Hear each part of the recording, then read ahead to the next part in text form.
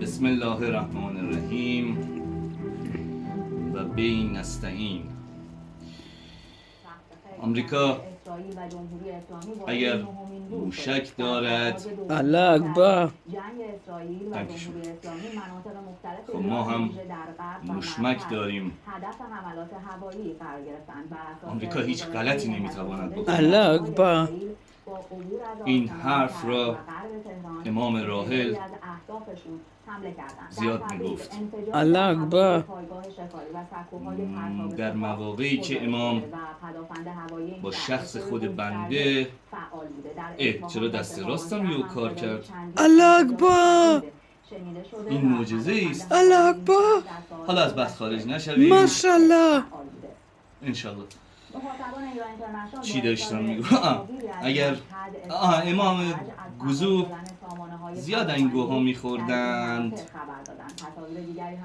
میگفتند آمریکا هیچ غلطی نمیتواند بکنند، زیرا با خود بنده و اکبر کوسه که سرش را زیر آب کردیم. الله اکبر. الله اکبر. خب خیلی ما وافور میزدیم و شیره خوب، تریاک خوب. هر موقع امام تریاک خوب که بهشون میرسید و استعمال داشتن ایشون، چه داخلی چه خارجی، طریق مقعد مبارک امام را عرض می نمایم.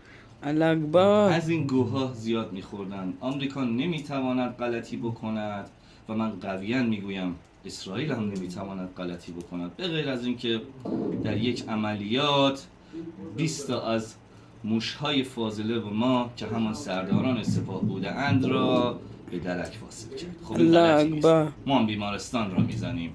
الله اکبر. این کاری دارد به قول آلمانی ها که میگن اکسیون ریاکسیون. خب این یعنی چه؟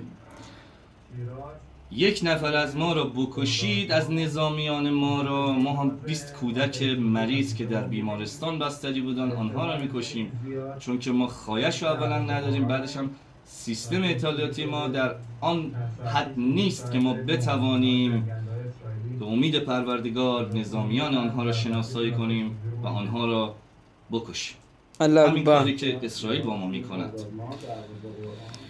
من قویاً به ملت شهید پرور ایران عرض خواهم کرد، دوباره دستم خوب شد و تکون خورد، این واقعا جالبه که به زودی من علی گدا هم یا همون علی دست نیست به درک واصل خواهم شد. دیر و زود دارد. شما که 46 سال منتظر بودید، خب یه هفته هم باشه. الله اکبر. و مطمئن باشید آمریکا اگر موشک غاره‌پیما دارد، خب ما هم خر صخره پیما داریم. الله اکبر. کمی نیست. تا آینده بسیار نزدیک شما را به خداوند پروردگار ایزد منان می سپارم. الله اکبر. الله اکبر. شوس